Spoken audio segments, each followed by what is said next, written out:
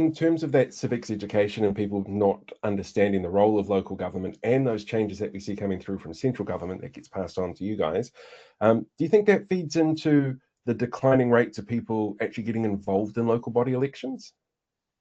Yeah, we've got pretty poor turnout for local body elections at the moment. Mayor Nick Smith, he's Mayor of Nelson, is leading a piece of work to try and understand electoral reform for local government. That's looking at the voter turnout. It's talking about the way that we vote. At the moment, each council has its own contractor to sort out how it runs elections. So neighbouring councils could run elections quite differently from one another, promote them quite differently, and have different processes for voting. We think there should be, well, I think there should be a standard process, in a paper that Nick's putting out has talked to this, a standard process across Aotearoa New Zealand. That means everyone understands the way that you vote and engage.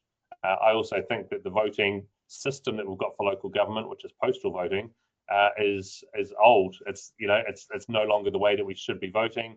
I'm not sure of anyone younger than me that sends letters, to people. A pen and paper is not the native way of learning to write and learn now. We all learn on screens and digitally. So I think we need to explore ways of doing that.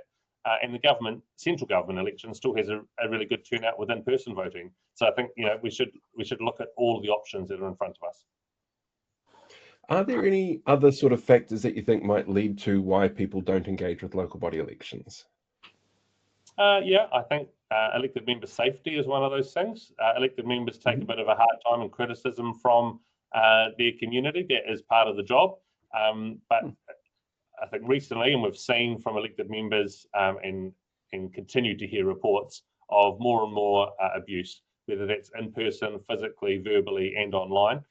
And that means that it doesn't feel like it's an overly safe place to be sometimes for people, and that turns people off. I also think the pay for local government elected officials, elected members is too low to encourage the best people in our communities to put their hands up. Traditionally, it's been a space where older